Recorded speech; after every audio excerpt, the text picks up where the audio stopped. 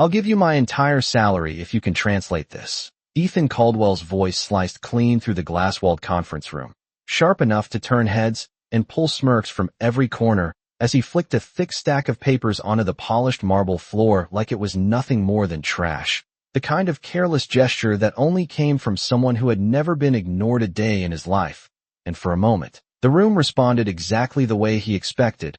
Quiet laughter, knowing glances, the subtle shift of shoulders that said this was just another joke at someone else's expense. Because standing near the doorway with a cart of cleaning supplies was Naomi Brooks, her navy uniform slightly faded, her name tag tilted just enough to show it had been pinned and unpinned 100 times, her hands still wrapped around the handle of a mop, as if she had accidentally stepped into a world that wasn't meant for her. But what they didn't notice, what no one ever noticed, was the way her eyes didn't drop, didn't flicker, didn't search for permission to exist in the room.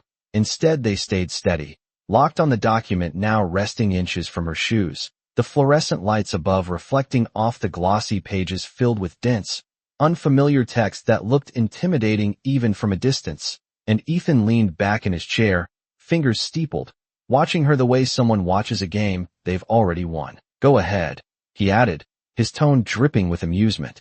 Impress us. And a few of his executives chuckled under their breath, one whispering something about Google Translate, while another checked his watch, already bored by the outcome he assumed was inevitable, because in their world, intelligence wore tailored suits, carried leather briefcases, and spoke in confident, rehearsed tones, not in silence, not in uniforms, not behind a janitor's cart. But Naomi didn't move right away, and that pause stretched just long enough to make the air feel heavier, like something unseen had shifted slightly out of place. She set the mop aside with a quiet click, straightened just enough to release the tension from her shoulders, and stepped forward, each movement measured, deliberate, not rushed, not hesitant, just certain, until she stood at the edge of the conference table where the document waited, and for the first time, the room grew still, not because they expected anything, but because they didn't, and unpredictability always made people uncomfortable. Naomi bent down, picked up the papers, her fingers brushing across the edges like she recognized the weight of them, like this wasn't foreign at all, and when she spoke, her voice didn't rise to meet the room. It didn't ask for attention. It simply existed, calm and clear. This isn't just a translation, she said, eyes scanning the text as if she'd seen it before. It's a contractual clause written in formal Mandarin, but the phrasing is outdated, almost classical, and a subtle shift rippled through the room, the kind that starts in the eyes before it reaches the body. Ethan's smirk faltered just slightly, not enough to disappear, but enough to tighten, as if something inside him had recalculated the situation. Go on, he said, this time with less certainty, and Naomi did, her words flowing steadily, not just translating line by line, but explaining the intent, the legal nuance, even the cultural context embedded in the phrasing, pointing out how a single misinterpreted character could alter the entire agreement by millions of dollars, her tone never changing, never seeking approval, just delivering truth with quiet precision. And one by one, the faint smiles around the table began to fade, replaced by something else, confusion, then curiosity, then something dangerously close to respect. Because this wasn't luck, it wasn't memorization, it wasn't a guess. This was mastery, the kind that couldn't be faked. And Ethan leaned forward now, his fingers no longer steepled but gripping the edge of the table, his eyes narrowing as if trying to find the flaw, the trick, the explanation that would restore the balance he was used to controlling. Where did you learn that? He asked, his voice sharper now, stripped of humor, and Naomi paused, just for a second, her gaze lifting from the document to meet his, steady as ever. I read, she said simply, and the room held its breath. Because something had just shifted, something none of them could quite name yet, but they could all feel it. The invisible line that had once separated power from invisibility had started to blur, and Ethan knew it, even if he didn't want to admit it. So he reached for another file, thicker, denser, something he had struggled with himself just hours earlier, and dropped it onto the table with more force than necessary. Try this one, he said, and this time, there was no laughter, no whispers, just silence, because suddenly, no one was sure who was about to be tested. The second document hit the table harder. Not just a test anymore, but a statement. Something Ethan Caldwell needed to prove to himself more than anyone else. Because the room had already changed, and he could feel it slipping from his control. The air no longer carried laughter but expectation, and expectation was dangerous when it was not directed at him. Naomi Brooks did not reach for the file immediately this time. She let the silence settle, let the weight of the moment stretch just long. Enough for every pair of eyes in that room to lean toward her without realizing it.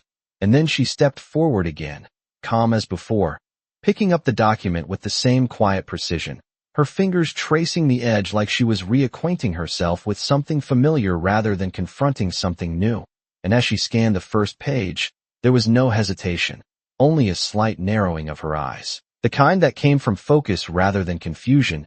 Ethan watched closely now, searching for the smallest crack, a misstep, a pause that would give him back the upper hand. But Naomi only turned the page slowly and began to speak, her voice steady and unforced. "This one is different," she said, not looking up. "It is not just translation.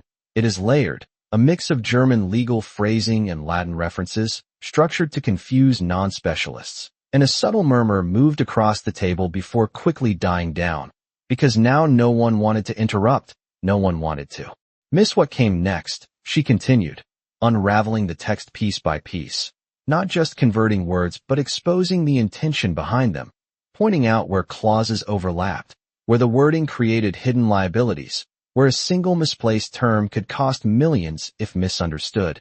And as she spoke, something else became clear. She was not guessing, she was teaching, explaining in a way that even the executives around the table could follow, their expressions shifting from skepticism to concentration, pens slowly being picked up, notes quietly written down, the room transforming from a stage for mockery into something closer to a classroom. And Ethan felt it, that shift, more than anyone, because for the first time in a long time, he was not the smartest voice in the room. He leaned forward further, elbows on the table, eyes locked on Naomi. "Stop," he said suddenly, sharper than before, and her voice paused mid-sentence, not startled, just paused, as she lifted her gaze to meet his again, calm, unwavering. "Explain that last part again," he demanded. But this time it was not a challenge, it was a request disguised as one. And Naomi held his gaze for a brief second before nodding slightly, turning her attention back to the document. "The clause is designed to appear neutral," she said, "but it shifts liability entirely to the signing party if interpreted incorrectly. Most people would miss it because it is buried in outdated phrasing." And Ethan's jaw tightened, because he had missed it. He knew he had, and the realization did not sit well, not in front of his team, not in a room where he had built his reputation on never missing anything. A quiet voice from the far end of the table broke the tension. One of the senior analysts, someone who had been with the company for over a decade. "She is right," he said carefully, flipping through his own copy of the document. "We flagged something similar last quarter, but could not pinpoint it." And that was it. The moment the balance shifted fully, not loudly, not dramatically, but undeniably. The kind of shift that could not be undone with a joke or a dismissive comment. Because now it was not just Naomi speaking, it was the room beginning to align with her. And Ethan leaned back slowly in his chair, his expression controlled but no longer relaxed, his mind working faster than his words, recalculating, reassessing, trying to understand how a cleaning lady had just dismantled a problem his top analysts had struggled with. "Where did you learn all this?" he asked again, quieter this time, but with more weight behind the question. And Naomi closed the document gently, placing it back on the table as if returning something that had never really belonged to her, her hands resting lightly at her sides. "I studied languages," she said simply, and for a moment, that answer hung in the air, incomplete, yet somehow sufficient, because it did not explain everything, and yet it explained enough. But Ethan was not satisfied, not anymore. "Studied where?" he pressed, and there it was, the shift from mockery to interrogation, from entertainment to curiosity. And Naomi hesitated for the first time, not out of fear, but out of choice, as if deciding how much of herself she was willing to reveal in a room that had not earned it. Her eyes moved briefly across the table, taking in the faces that had laughed just minutes ago, now watching her with something entirely different. And then she spoke. Places that do not matter anymore, she said, her tone still calm, but carrying a quiet finality. And that answer did something unexpected. It did not shut the conversation down, it deepened it, because now there was a story behind her silence, a history behind her presence, something unresolved that made her knowledge feel even heavier, even more real, and Ethan felt it too. The sense that he was no longer in control of the narrative, that the simple challenge he had thrown out so casually had turned into something far more complex, something he did not fully understand yet, and for the first time, he did not speak immediately. He simply looked at her, really looked this time, not at the uniform, not at the role he had assigned her, but at the person standing in front of him. And somewhere in that moment, a question began to form, not about the document, not about the translation, but about everything he thought he knew about the people who moved silently through his world, unnoticed until now. The silence did not break right away. It stretched, deep and deliberate, the kind of silence that no one in that room was used to sitting in, because it was no longer empty. It was filled with something uncomfortable, something that could not be dismissed with a laugh or redirected with a clever remark. And Naomi Brooks stood there without shifting, without filling the space, as if she understood that the most powerful thing she could do in that moment was nothing at all. And across the table, Ethan Caldwell felt it pressing against him, that unfamiliar weight of not having the next move, of not being the one dictating the rhythm. So he did what he had always done when control began to slip. He leaned forward again, sharper this time, reclaiming the tone that had built his authority. If you studied languages, he said, his voice measured but firm, then you should have no problem with this. And he reached for his tablet, pulling up a live document, something not prepared, not rehearsed, something raw and immediate. This just came in from our Tokyo office, he continued, turning the screen so everyone could see. Translate it now. No time to think, no time to prepare. And there it was, the escalation. Not just another test, but a public one, a performance under pressure, the kind designed to expose weakness, to force hesitation, to remind everyone who was supposed to be in control. And a few heads in the room shifted again, not in amusement this time, but in anticipation, because this felt different. This felt like a turning point. And Naomi stepped closer to the table, her gaze moving to the screen, taking in the dense block of text, characters layered with technical terminology, time-sensitive language that even seasoned analysts would need a moment to process. But she did not ask for time. She did not ask for context. She simply inhaled quietly, and then she began, her voice steady as ever, translating in real time, not stumbling, not backtracking, her words aligning with the text as if she were reading something already familiar. And as she continued, something remarkable happened. She did not just translate.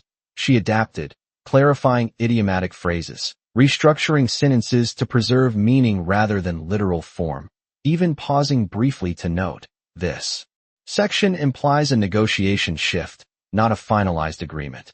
And one of the executives leaned forward instinctively, his pen moving quickly across his notebook, because this was no longer about proving her wrong. This was about learning something they had not seen before, and Ethan watched, his expression tightening with each passing second, because the faster she moved, the more precise she became, the less room there was for doubt, for dismissal, for the narrative he had built to hold. And when she finished, she did not look around for approval. She simply stepped back slightly, giving the space back to the room. And that was when the analyst who had spoken earlier cleared his throat again, louder this time. That is exactly what we were struggling with this morning, he said, looking between the tablet and Naomi.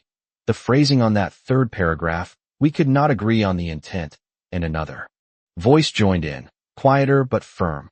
She caught it immediately, and now the shift was complete, not just in tone but in alignment, because the room was no longer reacting to Ethan, it was responding to Naomi, and that realization landed heavily, heavier than any mistake, heavier than any missed clause, because it was visible, undeniable, and Ethan straightened slowly, his fingers tapping once against the table before stilling, his mind racing not for answers, but for footing, for something that would restore the balance he had lost. You memorized that, he said finally, but even as the words left his mouth, they sounded thinner than he intended, less like an accusation and more like a reach, and Naomi's eyes met his again, calm, unshaken. "No," she replied simply. "I understood it." And that answer did not just challenge him, it reframed everything. Because understanding could not be faked. It could not be memorized. It could not be dismissed as coincidence. It required something deeper, something earned. And for a moment Ethan said nothing, the room waiting. The expectation now resting on him instead of her. And that was new. That was unfamiliar. That was something he had not prepared for. And then from the far end of the table, a voice spoke up, hesitant at first but gaining confidence as the words came out. "Naomi Brooks," the man said, squinting slightly as if reaching into a memory. "I have heard that name before." And the room shifted again, attention turning toward him. And he continued, flipping open his laptop quickly, typing with urgency. There was a paper, years ago, on cross-linguistic legal structures. It was groundbreaking. His voice trailed off as the screen loaded, and then his eyes widened just slightly, enough for everyone to notice. "It was written by a Naomi Brooks," he said, looking up slowly, and for the first time since she had spoken. Naomi did not immediately respond. Her expression did not change, but something in the stillness around her deepened, as if a door long closed had just been nudged open, and Ethan followed the man's gaze to the screen, then back to Naomi, and in that moment, the question that had been forming in his mind solidified into something sharper, something more unsettling. Because this was no longer about a cleaning lady who could translate documents. This was about a story that did not fit the role she had been given, a history that had been erased or hidden or ignored. And as the room waited for her to confirm or deny, Naomi simply said, "That was a long time ago," her voice quiet but clear, and the weight of those words settled over the room like something unfinished, something that was not meant to be left alone.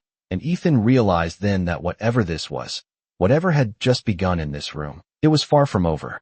"A long time ago does not explain how you just outperformed my entire team in under 60 seconds, Ethan Caldwell said. And this time there was no trace of humor left in his voice, only something sharper, more controlled, the kind of tone that executives used when they realized they were no longer leading the conversation but refusing to admit it, and the room leaned into that shift instantly. Because now this was no longer a spectacle, it was an interrogation of something that did not make sense. Naomi Brooks did not step back, did not retreat into the role that had once protected her from attention. Instead, she remained exactly where she was, standing at the edge of the table, hands relaxed at her sides, her posture unchanged as if the rising pressure in the room simply did not belong to her. And Ethan stood slowly, not abruptly, not dramatically, but deliberately, the quiet scrape of his chair against the polished floor cutting through the silence in a way that drew every eye back to him, reclaiming space, reclaiming presence, or at least attempting to. "You expect me to believe that someone with your current position," he continued, choosing his words carefully but not carefully enough to hide the underlying bias, "just happens to have that level of expertise." And a few people shifted uncomfortably, because now the line he had crossed was visible, no longer wrapped in humor, no longer disguised as a harmless test. And Naomi's gaze held steady on him, not confrontational, not defensive, simply present, which somehow made his words feel heavier, more exposed. "I do not expect you to believe anything," she replied, her voice even, measured, carrying no trace of apology or explanation. And that answer did something unexpected. It did not challenge him directly. It removed him from the equation entirely, and for a brief moment. Ethan had no immediate response, because belief required authority, and she had just stepped outside of needing his. And across the table the analyst who had recognized her name leaned forward again, his laptop now turned fully toward the group. "This is the paper," he said, his voice steadier now, more certain.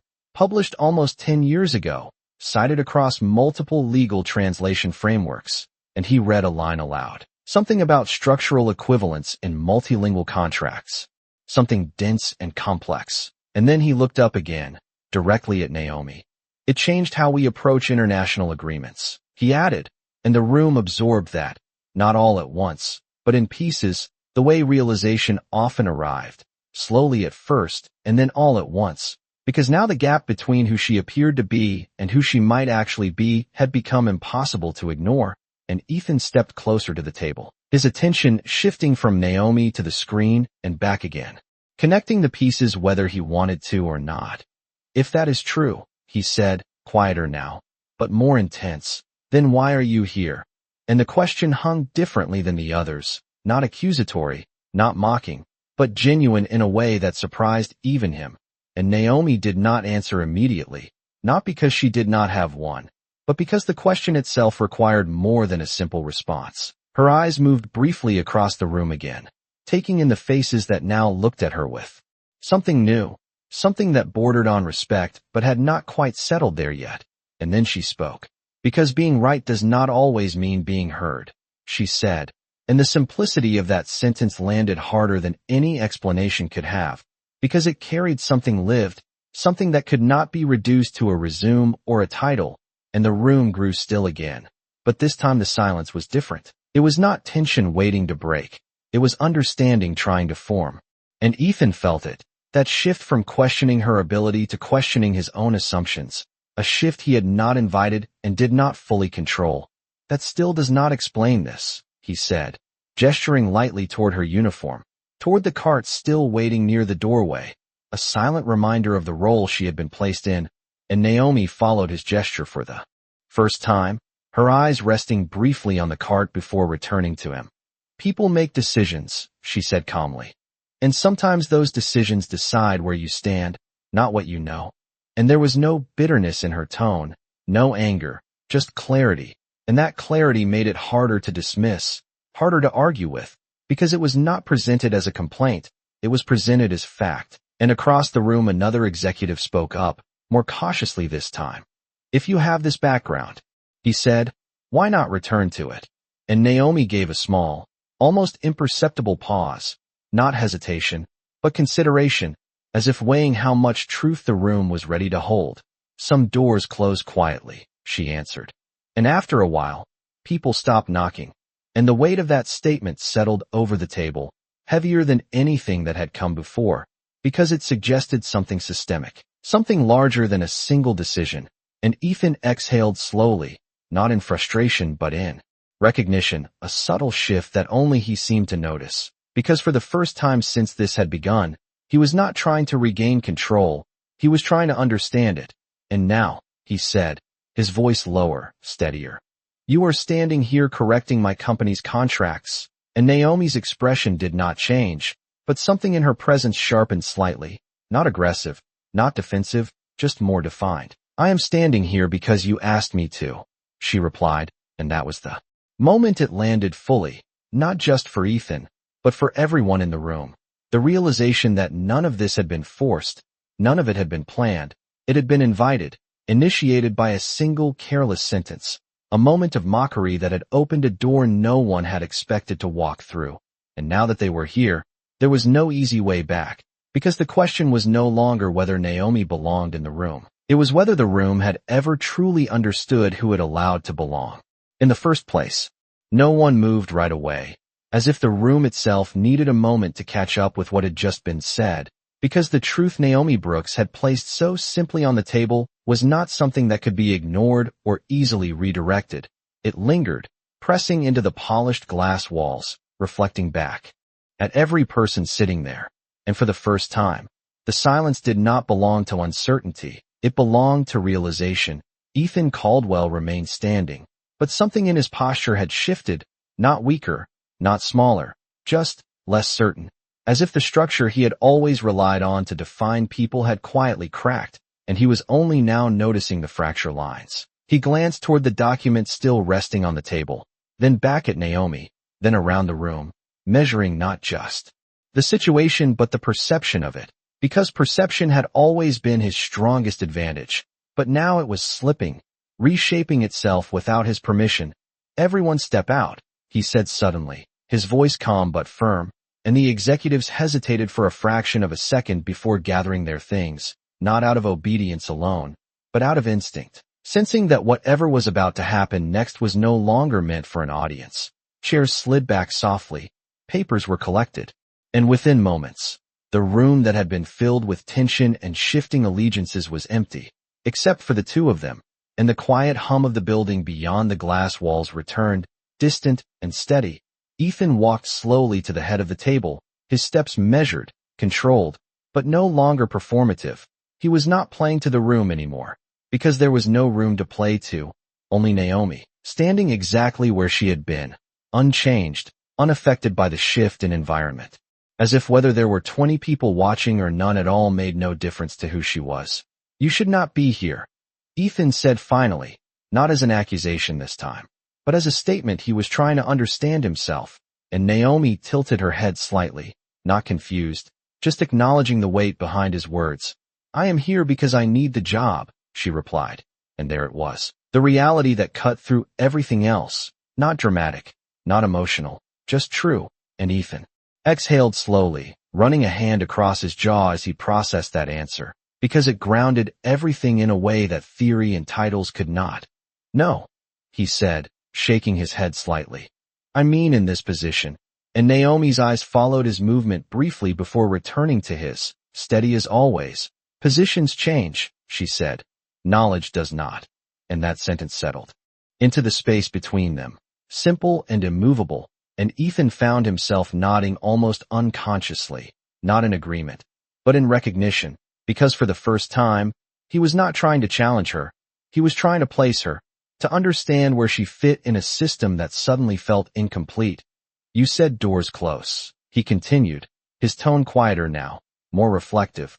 "What closed yours?" And Naomi did not answer immediately, not because she was avoiding the question, but because the answer was not something that could be given lightly. Her gaze shifted briefly toward the window, the city stretching out beyond the glass, distant and indifferent, before returning to him. "Opportunity is not always about ability," she said slowly. "Sometimes it is about who is willing to listen." And Ethan absorbed that, the implication settling deeper than the words themselves, because he knew what she meant. Even if she did not say it directly, he had seen rooms where voices were ignored, where ideas were dismissed before they were even fully spoken, and for the first time, he considered the possibility that he had been part of that pattern, not intentionally, not maliciously, but effectively all the same. "And no one listened," he said, more to himself than to her, and Naomi gave a small, almost imperceptible nod, not confirming, not denying, just acknowledging the direction of his thought. And Ethan walked toward the table again, picking up the document she had translated earlier, flipping through the pages slowly, as if seeing them differently now, not just as contracts or numbers, but as something connected to the person standing across from him. "You understand that what you did in there," he said, glancing up at her briefly. "That is not something I can ignore." And Naomi met his gaze without flinching. "I did not do it to be noticed," she replied. And that answer stopped him for a moment, because it removed any assumption of intention, any narrative he could assign to her actions. She had not stepped forward for recognition, for opportunity, for anything other than the moment itself, and that made it harder, not easier, because now the responsibility shifted back to him. "Whether you intended it or not," he said, setting the papers down carefully, "you changed something in that room." And Naomi remained silent, allowing the statement to exist without response, because she did not need to confirm it. It had already happened, and Ethan straightened, his decision forming not from impulse but from something more deliberate, something that felt unfamiliar but necessary. "Come back tomorrow," he said, his voice steady again, but different, less commanding, more considered. "Not as cleaning staff," he added, pausing briefly as if the words themselves needed to adjust.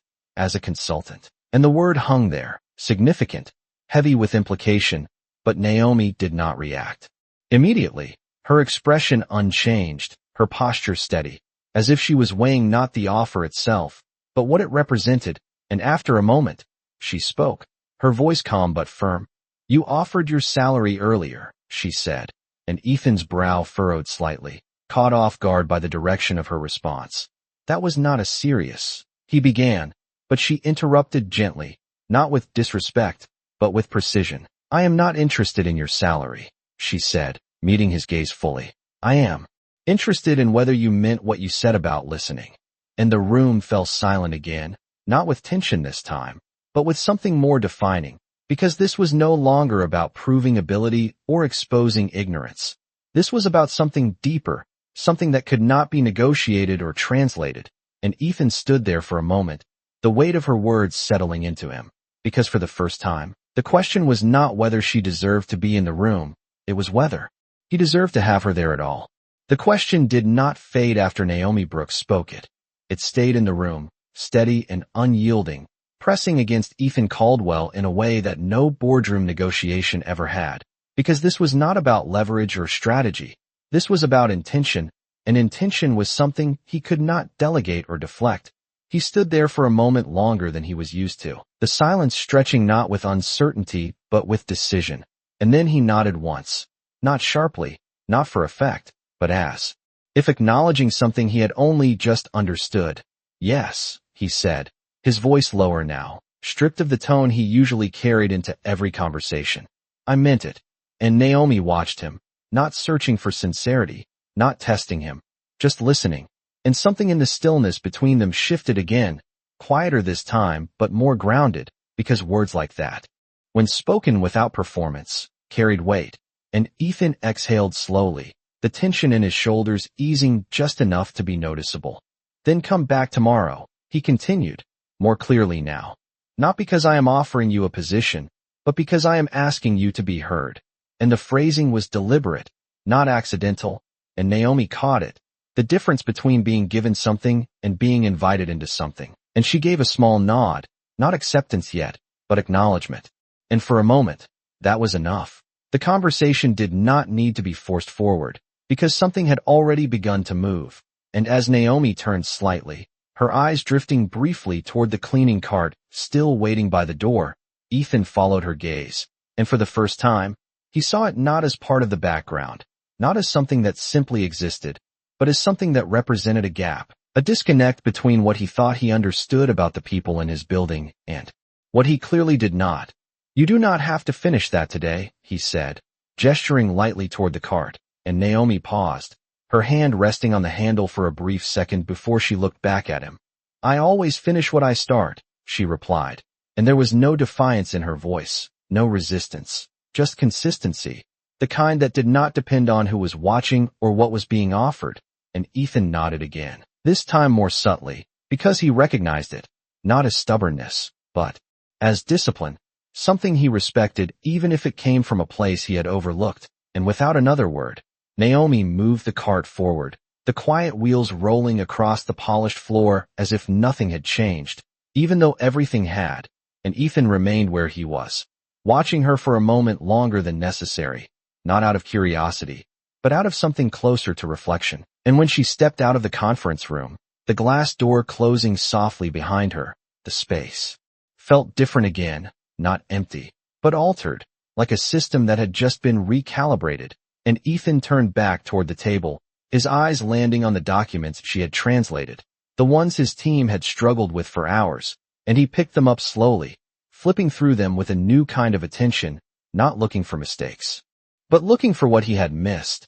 And as he read, the clarity of her explanations echoed in his mind, the precision, the confidence, the absence of hesitation, and he realized something that unsettled him more than any error could have. It was not that she had known something he did not. It was that she had seen something he had not even thought to look for. And that difference mattered.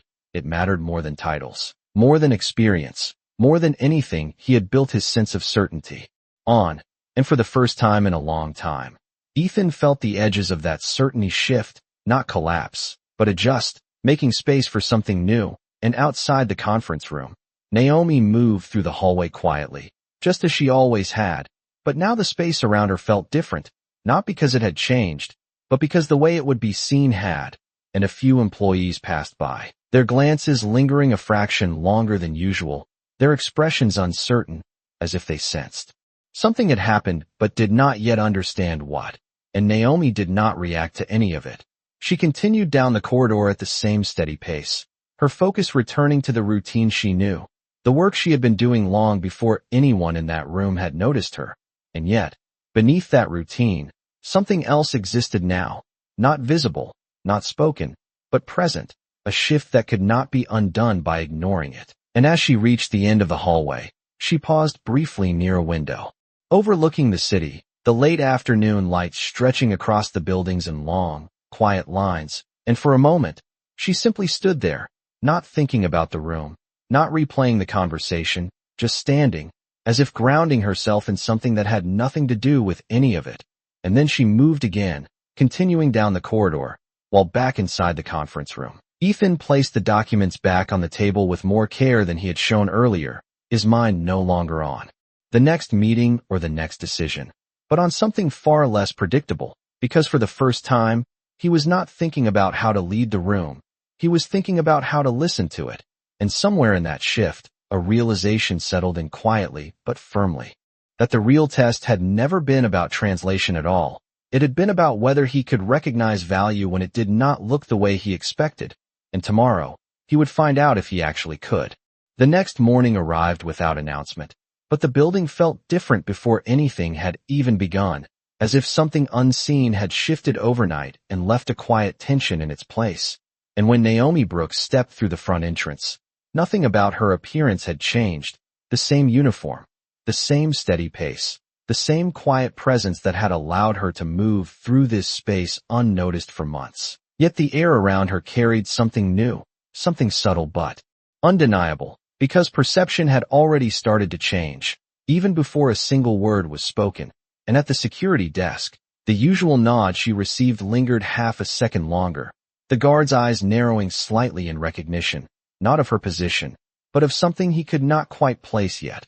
And Naomi continued forward without reacting, her focus steady, her movements unchanged, because whatever had happened yesterday did not alter who she was, it only revealed it to others. And upstairs, Ethan Caldwell stood in his office, looking out over the city through floor-to-ceiling windows, the skyline stretching out in sharp lines and reflections, a view he had always found grounding, always found predictable. But today it felt different, not because the city had changed, but because his perspective had. And on his desk lay the documents from yesterday, neatly arranged, not as unfinished tasks, but as reminders. And he had already read through them twice that morning, not out of necessity, but out of something closer to reconsideration, retracing the logic Naomi had pointed out, seeing the patterns he had missed, and each time he did, the same realization returned, quiet but persistent, that expertise did not announce itself the way he had always expected it to. And as he turned from the window, his assistant Claire stood just inside the doorway, tablet in hand, her expression composed but curious. "You moved your 9 o'clock, she said, glancing at the screen. "You cleared the room for an internal meeting." And Ethan nodded once, his attention already shifting toward the conference room across the hall. "It is not a meeting," he replied. "It is a correction." And Claire's brow lifted slightly, not questioning him directly, but noting the difference in his tone, because she had worked with him long enough to recognize when something had changed beneath the surface. "Should I prepare the usual team?" she asked, and Ethan paused briefly, considering the question, then shook his head. "No," he said, "just one person." And Claire nodded, making a note without further comment, though the curiosity in her expression did not fade. And moments later, Naomi stepped off the elevator onto the executive floor, the same hallway she had walked countless times before, but now every step felt slightly more observed, not in an intrusive way, but in a way that suggested awareness had replaced invisibility. A few employees glanced up as she passed, their eyes following her a fraction longer than usual, whispers starting but not fully forming, because something had shifted, but no one yet understood how to define it. And Naomi continued forward without slowing, her focus unchanged, until she reached the conference room door. And for a brief moment, she paused, not out of hesitation, but out of acknowledgement, because stepping through that door today was not the same as yesterday. And then she pushed it open quietly and stepped inside. Ethan was already there, standing near the head of the table, not seated, not positioned behind authority, but present. And as the door closed behind her, the room settled into a different kind of silence, not tense, not uncertain, but deliberate. "You came back," he said, and the words were simple, but the tone behind them carried something new, something that did not assume, did not command, just recognized. and Naomi gave a small nod. You said you would listen, she replied, and Ethan held her gaze for a moment before responding. I intend to.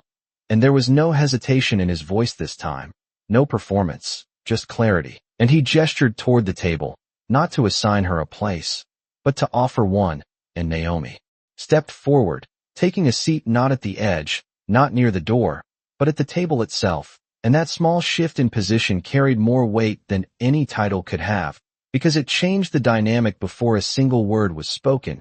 Ethan moved to the opposite side, not across from her in opposition, but angled slightly, as if creating space rather than distance, and he placed the documents between them. Walk me through it again, he said, and this time, it was not a test, it was a request, and Naomi began, her voice steady, her explanations clear, but now the room responded differently, not with surprise, not with doubt, but with attention, and Ethan listened, not interrupting, not redirecting, just listening, the way he had promised, and as she spoke, something else became clear. This was not just about correcting documents, it was about correcting a perspective, one that had been built over years and reinforced by patterns he had never questioned. And as the conversation continued, the distance between who Naomi appeared to be and who she actually was no longer felt like a contradiction. It felt like an exposure of something that had always been there, waiting to be seen, and for the first time, the room did not belong to hierarchy or assumption. It belonged to understanding, and that changed everything moving forward. By the time Naomi Brooks finished walking Ethan Caldwell through the final clause, the room no longer felt like a place where decisions were made quickly. It felt like a place where something was being rebuilt carefully, piece by piece, and Ethan did not rush to speak when she stopped. He let the silence settle again, not because he did not have anything to say, but because for once, he understood the value of letting understanding fully land before responding.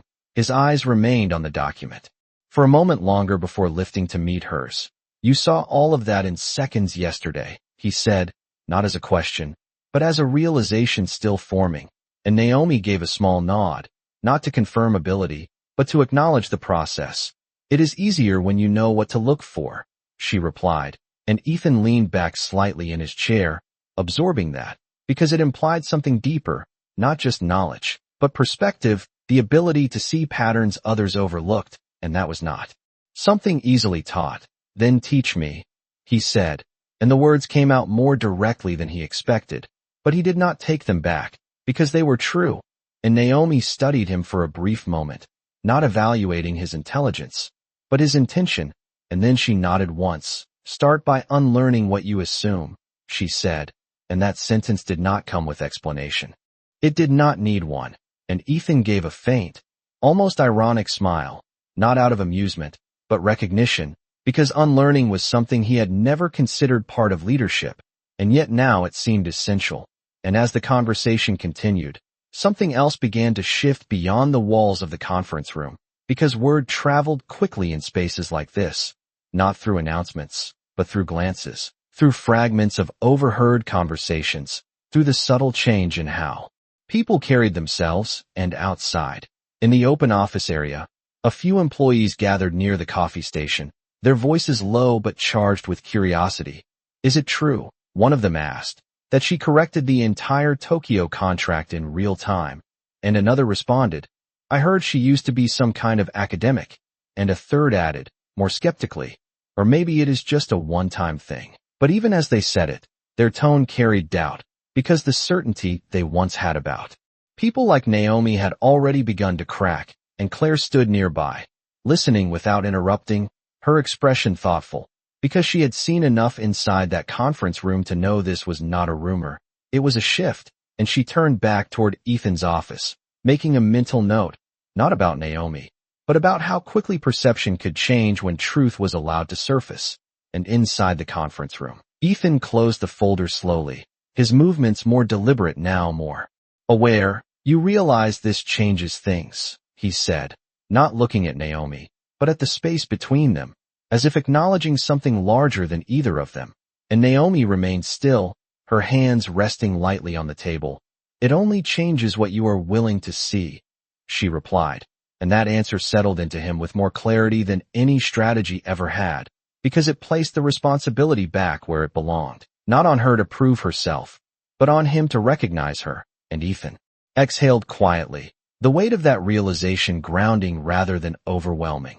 Then I need to correct more than just contracts, he said, and this time, when he looked at her, there was no challenge in his gaze, no skepticism, only a steady acknowledgement of what stood in front of him, and Naomi met that gaze without hesitation, because she did not need it to validate her, but she recognized its significance, and for a moment, the room held a different kind of balance, not one defined by power or position, but by mutual awareness. And then a soft knock sounded at the door, and Claire stepped in, her posture composed, but her eyes briefly flicking between them, taking in the atmosphere without needing explanation. The board meeting is in 15 minutes, she said, her voice even, but carrying a subtle undertone of curiosity, and Ethan nodded once, standing slowly, not with urgency, but with purpose. Reschedule it, he said, and Claire blinked slightly, not out of confusion, but surprise, because in all the time she had worked with him, he had never postponed a board meeting for anything, and yet his tone left no room for negotiation. Reschedule it, he repeated, and this time, she simply nodded, turning to leave without another question, because whatever was happening here, it mattered. And as the door closed again, Ethan turned back to Naomi, the decision now fully formed, not reactive, not impulsive, but intentional. This company runs on decisions made in rooms like this, he said, gesturing lightly around them. And if those decisions are based on incomplete understanding, then everything built on them is flawed. And Naomi listened, not interrupting, because this was no longer her moment to speak. It was his moment to realize, and Ethan continued, his voice steady. I built this place on precision, he said, but I overlooked perspective. And that admission did not weaken him. It clarified him, because it came without defense, without justification, and Naomi gave a small nod, not in approval, but in acknowledgement of truth, and for a moment, the space between them held something rare, something that could not be manufactured or forced, the beginning of trust, not because of what had been said, but because of what had been recognized. And outside the room, the whispers continued to spread, the story growing with each retelling. But inside, something far quieter and far more significant was taking shape, a shift that would not just change how one person was seen, but how an entire system chose to see those it had once overlooked. The realization did not stay contained within the conference room. It moved outward, quietly at first, then with a momentum that no one could control, because once perception shifts, it does not return to its original form. And by mid-morning, Naomi Brooks was no longer just a presence that passed unnoticed through hallways. She had become a question that lingered in conversations, a contradiction that people could not resolve. And as she moved through the building, the glances that followed her were no longer casual. They were searching, recalculating, trying to reconcile what they had seen with what they believed. And in the open office area, the whispers had grown more defined, no longer vague speculation, but fragments of confirmed truth. She rewrote the Tokyo contract structure, someone said. Ethan postponed the board meeting for her. Another added, and that detail carried weight, because nothing disrupted Ethan Caldwell's schedule, nothing took priority over decisions at that level. And yet this had. And Claire stood near her desk, observing the shift not as gossip, but as data, because she understood how quickly culture could change when leadership did. And inside his office, Ethan stood, facing a screen filled with internal reports, but he was not reading them. His attention was elsewhere, not distracted, but redirected, because the more he considered what had happened, the clearer it became that this was not an isolated moment. It was a reflection of something systemic, something embedded in the way decisions had been made long before Naomi ever stepped into that room. And that realization did not sit comfortably, but it did not feel optional either. And as he turned from the screen, Claire stepped in without knocking, something she rarely did unless necessary. You should see this, she said, holding out her tablet, and Ethan took it, his eyes scanning quickly. Internal messages, flagged discussions, analysts referencing Naomi's explanations from earlier, even senior managers asking for clarification on contracts they had previously approved without question. And as he read, one line stood out, simple but direct. If she had not caught this, we would have signed a liability gap worth millions. And Ethan exhaled slowly, not in frustration, but in recognition, because this was no longer theoretical. This was measurable impact. And he handed the tablet back, his decision sharpening. Call the senior team, he said. All of them. And Claire paused for a fraction of a second, not because she questioned the instruction, but because she understood the implication. This was not a routine meeting. This was a recalibration, and she nodded, moving quickly to carry it out. And within minutes, the conference room began to fill again. But the atmosphere was different this time, quieter, more focused, because everyone who entered carried some version of the same understanding, that something had shifted, and when Naomi stepped in, the room did not react with surprise. It reacted with attention, not forced, not exaggerated, just present. And Ethan stood at the front, not behind the table, not elevated above them, but level.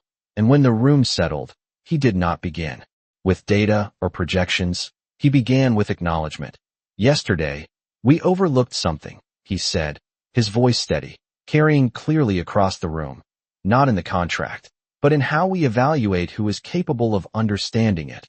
And the statement landed without resistance, because no one in that room could deny what they had seen. And Ethan continued, his tone deliberate. We rely on systems, on roles, on titles, to tell us where expertise should come from, he said. And yesterday proved that those systems are incomplete. And as he spoke, his gaze moved briefly toward Naomi, not to highlight her, not to isolate her, but to include her in the truth being stated. And then he turned back to the room. That changes how we move forward, he said. And one of the senior managers leaned forward slightly. What are you proposing? He asked, and Ethan did not hesitate, because the answer had already formed. We expand how we listen, he said, starting now. And he gestured toward Naomi, not as an introduction, but as a continuation. She will be consulting on all international contracts effective immediately. And the room absorbed that, not with shock, but with a kind of quiet acceptance, because the logic behind it was no longer in question.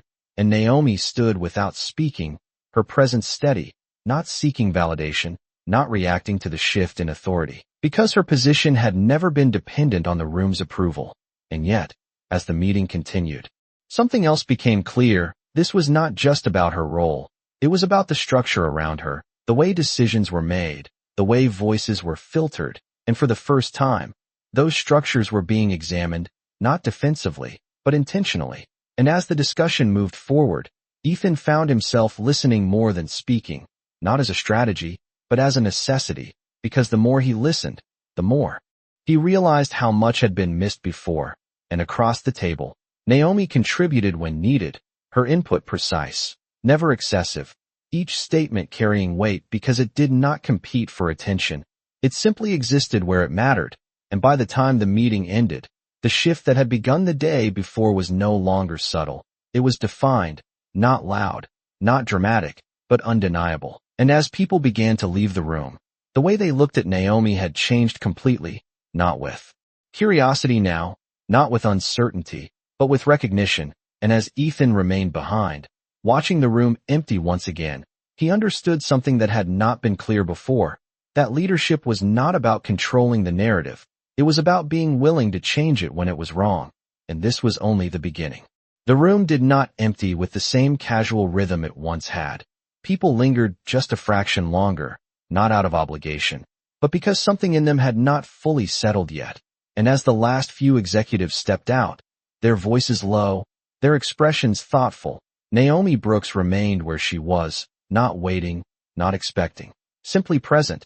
And Ethan Caldwell stood across from her, watching the door close before turning back, the quiet now deeper than before, not filled with tension, but with consequence, because what had just happened was not a small adjustment. It was a shift in direction, and shifts like that always carried weight beyond the moment itself. You handled that well, Ethan said, and the words were simple, but this time they carried no trace of hierarchy, no evaluation, just acknowledgement. And Naomi inclined her head slightly, not accepting praise, not dismissing it, simply allowing it to pass without changing her posture. They listened, she replied, and Ethan gave a faint nod, because that was the point, not what was said, but that it had finally been heard, and he moved slowly around the table, not to close distance, but to change perspective, standing now beside rather than opposite her. And for a moment, neither of them spoke, the silence no longer needing to be filled, because something had already been established. And then Ethan glanced toward the glass walls, where movement continued outside, employees returning to their routines, conversations resuming, but now shaped by something new. "It will not stay this easy," he said. And Naomi looked at him, her expression unchanged, as if she had expected that. "It never is," she replied, and that answer carried experience, not prediction, and Ethan exhaled quietly, because he understood what she meant. Change was not resisted in loud ways at first. It surfaced in small hesitations, in quiet pushback, in questions framed as concerns, and as if the thought had called it forward. A voice echoed faintly from the hallway, sharper than the earlier whispers. "We cannot restructure based on one incident," someone said, not loudly, but firmly enough to carry through the glass, and Ethan's gaze shifted slightly, not surprised, not frustrated, just aware, because this was the next phase, not doubt of Naomi's ability, but resistance to what her presence represented. And the door opened again without a knock, and a senior executive stepped in, his posture controlled but his tone edged with tension. "We need to talk about what just happened," he said, looking directly at Ethan, but his eyes flickered briefly toward Naomi before returning, as if unsure how to place her in the conversation, and Ethan did not move, did not step forward or back. He simply remained where he was, grounded. "We are talking about it," he replied calmly, and the man hesitated for a moment, then continued. "You are making structural decisions based on a single demonstration," he said. "We do not even know the full background here." And there it was, the shift from disbelief to scrutiny, from dismissal to justification, and Naomi did not react. She did not step in. She did not defend herself, because this was not her argument to make, and Ethan understood that, perhaps more clearly than he would have the day before. "We know enough," Ethan said, his tone steady, not defensive, not aggressive, just certain, and the executive shook his head slightly, with respect. "This is not about whether she is capable," he said. "It is about precedent, about process," and Ethan nodded once, acknowledging the point without conceding to it. "Exactly," he replied. "It is about process," and he took a small step forward, not to assert dominance, but to clarify position. "And our current process failed to recognize expertise when it was standing in front of us." And the words settled into the space between them, not as an argument, but as a fact that could not be easily dismissed, and the executive's expression tightened slightly, because the logic was difficult to counter without addressing the deeper issue. And for a moment, he said nothing, the resistance still there, but without a clear direction, and Naomi watched quietly, not with interest, not with concern, just with awareness, because she had seen this before, in different forms, in different rooms, the moment when recognition met resistance, when change became real enough to challenge comfort. And Ethan held the silence, not rushing to fill it, because he understood now that clarity did not need to be repeated, it needed to be allowed to stand. And after a few seconds, the executive exhaled, his posture shifting slightly, not in agreement, but in recalibration. "Then we will need to review this carefully," he said, and Ethan nodded. "We will," he replied, and the conversation did not resolve in that moment. It did not need to, because something more important had already happened. The resistance had surfaced, and it had not been allowed to redirect the decision. And as the executive stepped back, leaving the room once more, the tension eased, but it did not disappear. It transformed into something more sustainable, something that would require consistency rather than reaction. And Ethan turned back to Naomi, his expression steady, not triumphant, not relieved, just focused. "This is where it begins," he said, and Naomi met his gaze, her voice calm, unwavering. "This is where it continues," she replied, and the difference between those two statements lingered in the air, subtle but significant, because for Ethan, this was the start of something new, but for Naomi, it was the continuation of something she had already lived through, and that difference would shape everything that came next. The tension did not disappear after the executive left. It settled into something quieter, something that lingered beneath the surface of every interaction that followed. And as Naomi Brooks stood in the conference room, she could feel it without needing to look for it. The subtle shift in how doors opened, how conversations paused when she entered, how attention followed her not with curiosity anymore, but with evaluation. And none of it was new to her. It was simply a different version of the same pattern she had seen before: recognition followed by resistance, respect followed by hesitation. And across the room, Ethan Caldwell remained still for a moment.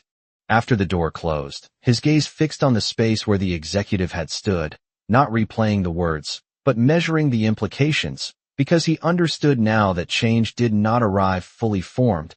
It arrived in fragments, in challenges that tested whether it would hold. And he turned back to Naomi, his expression focused, not on her ability, but on the environment around it. "They will question everything," he said, not as a warning, but as an acknowledgement, and Naomi gave a small nod, her posture unchanged. "They should," she replied, and Ethan's brow lifted slightly, not in disagreement, but in interest. "You do not see that as a problem," he said, and Naomi met his gaze evenly.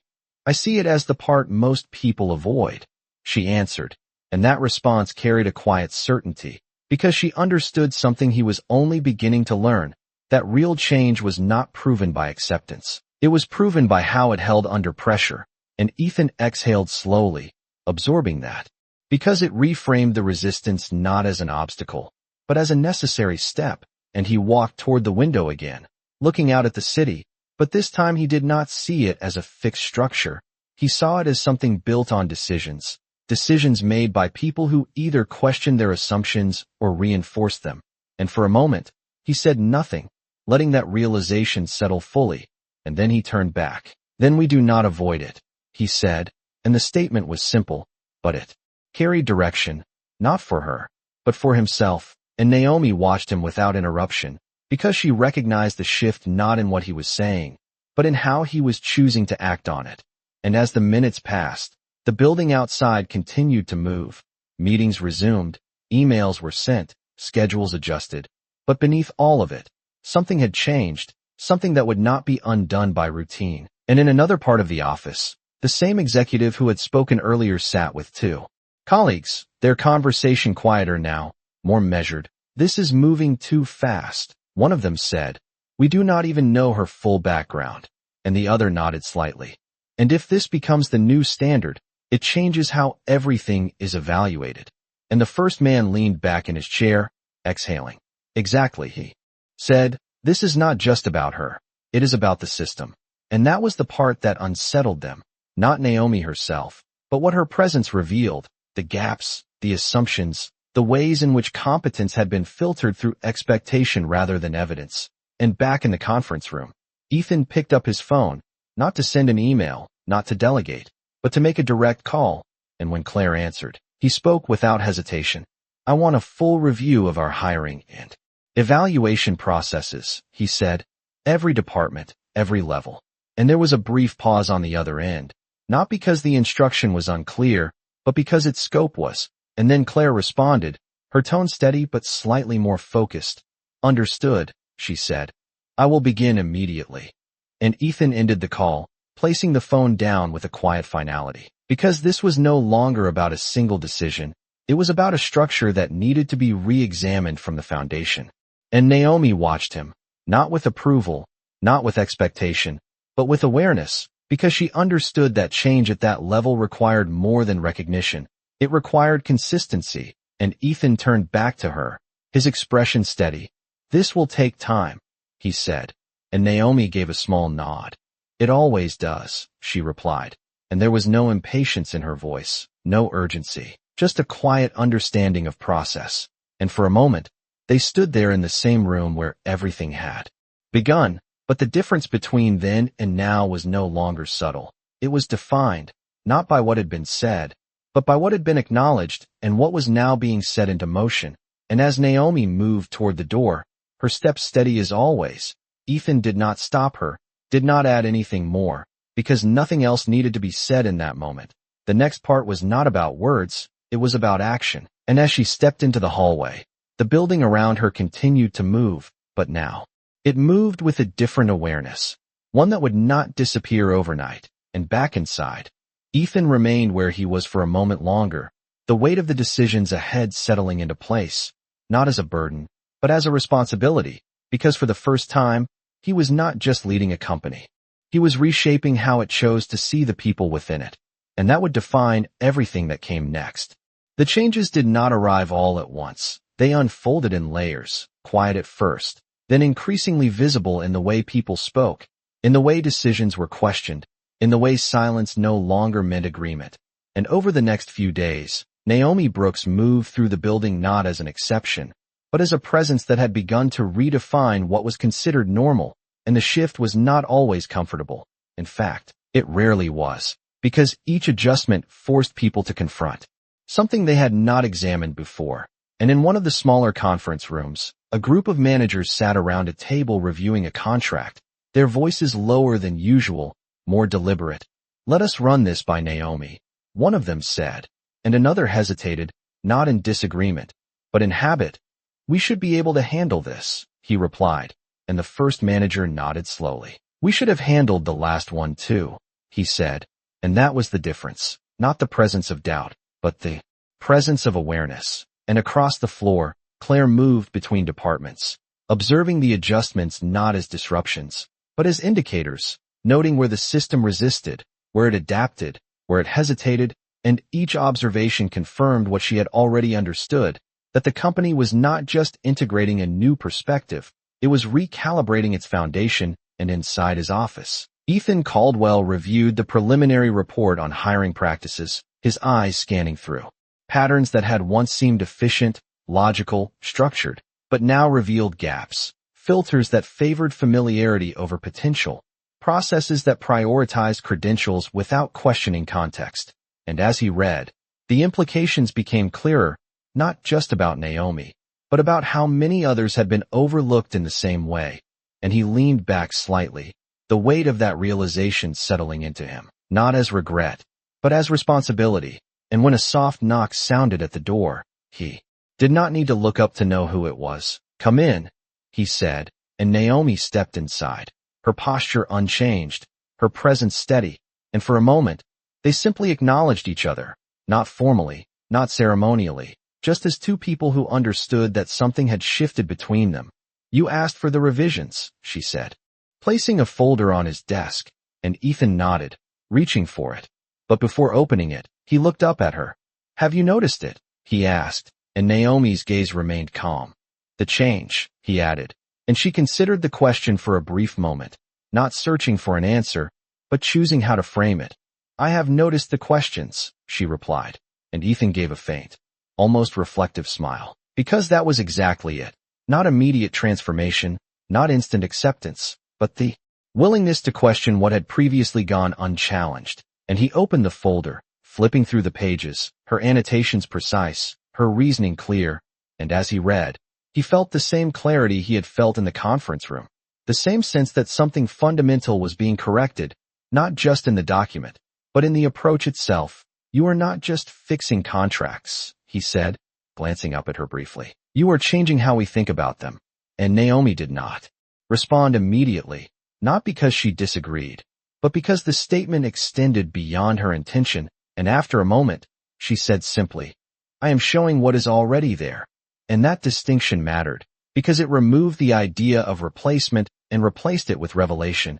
And Ethan nodded slowly, because he understood now that the value she brought was not something new, it was something that had been ignored, and that made it more significant, not less. And outside the office, the conversations continued, but they had evolved, no longer centered on disbelief, but on adjustment, on how to integrate what had been revealed, and even the resistance that remained had shifted in tone, less dismissive, more cautious, as if recognizing that what was being challenged was not a person, but a pattern. And later that afternoon, Ethan stood once again in the main conference room. But this time the room felt different from the beginning, not because of who was in it, but because of how they were there. And as the team gathered, he did not begin with instruction, he began with reflection. "We built this company on precision," he said, echoing his earlier words. "But precision without perspective is incomplete." And the room listened, not because they were expected to, but because they had seen the evidence, And Ethan continued, his voice steady. This is not about changing standards, he said. It is about expanding them. And as he spoke, his gaze moved across the room, not searching for agreement, but acknowledging the process that was already underway. And when he finished, there was no immediate response, not because there was disagreement, but because there was understanding, the kind that did not need to be spoken to exist. And as the meeting moved forward, Naomi sat at the table, not at the center, not at the edge, but as part of it, her presence no longer a disruption, but a component. And that was the shift that mattered most. Not that she had been recognized, but that the system itself had begun to adjust to recognize others like her. And as the day came to a close, the building returned to its usual rhythm. But beneath that rhythm, something had been permanently altered, something that would continue to unfold long after the moment that started it had passed. Because true change was not defined by a single decision, it was defined by what continued after it. The transformation did not end with meetings or revised processes. It settled into something quieter, something that revealed itself not in grand announcements, but in the small, consistent ways people began to show up differently. And weeks later, the building no longer carried the same unspoken hierarchy it once had. It carried awareness, and that awareness changed how conversations started, how ideas were received, how silence was interpreted. And Naomi Brooks moved through those spaces not as someone newly elevated, but as someone finally seen. And yet nothing about her had fundamentally changed. Her pace remained steady, her voice measured, her presence grounded in the same quiet confidence that had always been there. The difference now was not in her. It was in how others chose to recognize her. And in Ethan Caldwell's office, the city still stretched out beyond the glass, unchanged in structure but different in meaning. Because he no longer saw it as a system he controlled, he saw it as a network shaped by decisions, by perspectives, by the willingness or refusal to see beyond what was expected. And as he stood there, reviewing the latest reports, Claire entered without hesitation, her movements efficient, but her tone carrying a subtle shift of its own.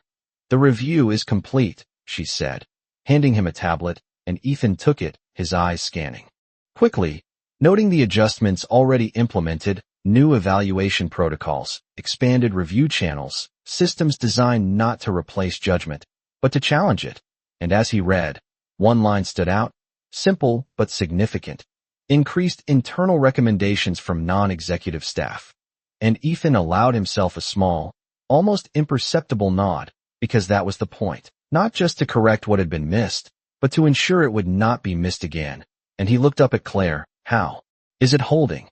He asked, and she met his gaze steadily. It is not easy, she replied. But it is working. And that answer carried more weight than any metric could, because it acknowledged both the challenge and the progress. And Ethan exhaled quietly, placing the tablet down, because he understood now that lasting change was not defined by comfort, it was defined by consistency. And later that day, in the same conference room where everything had begun, a new discussion unfolded. But this time the dynamic was different from the start. Voices entered the conversation without waiting for permission, ideas were challenged without being dismissed, and Naomi sat among them. Not as an exception, not as a symbol, but as part of the process itself, contributing when necessary, listening when appropriate. Her presence integrated rather than highlighted. And as the discussion moved forward, one of the newer analysts hesitated before speaking, his voice uncertain at first. I think there might be a structural issue in this clause, he said, and for a brief moment, the room paused, not in dismissal, but in attention, and Ethan leaned slightly forward, not to take control, but to create space. Explain, he said, and the analyst continued, gaining confidence as he spoke, and Naomi listened, her expression thoughtful, and when he finished, she gave a small nod. You are right, she said, and the simplicity of that acknowledgement carried something powerful, because it reinforced the very shift that had begun. That insight did not belong to a title, it belonged to observation. And as the meeting continued, Ethan found himself stepping back more often than forward, not out of disengagement, but out of intention, allowing the room to function in a way it had not before. And when the meeting ended, the sense of closure was different, not final, but ongoing. as if each conversation was now part of a larger, continuous process rather than a fixed decision point. And as people left, their movements were less rigid, their interactions more open, and Naomi remained for a moment, gathering her notes, not in a hurry, not lingering, simply present, and Ethan approached her, stopping just short of the table, not to interrupt, but to acknowledge. "You changed more than I expected," he said, and Naomi looked up, her expression calm as ever. "I did not change anything," she replied. "I just showed you where to look." And Ethan allowed a small smile, not out of amusement, but recognition, because that was the truth he had come to understand. That leadership was not about having all the answers. It was about being willing to see when you did not. And as Naomi stood, preparing to leave, Ethan added, his voice steady, "You can keep the office." And she paused, just slightly, not surprised, but considering. "I do not need an office," she said, and Ethan nodded, because he had expected that. "Then keep the access," he replied. And this time, Naomi gave a small nod, because access meant something different. It meant the ability to be heard, to contribute, to exist within the system without needing to change who she was. And as she turned to leave, her steps as steady as they had always been, the room remained quiet for a moment longer, holding the weight of what had been built there, and Ethan stood alone once more, but this time the silence did not feel like control. It felt like clarity, and as he looked around the room, he understood that the most important shift had not been in the contracts, or the processes, or even the people. It had been in the willingness to recognize value without requiring it to fit a predetermined shape, and that understanding, once gained, could not be undone.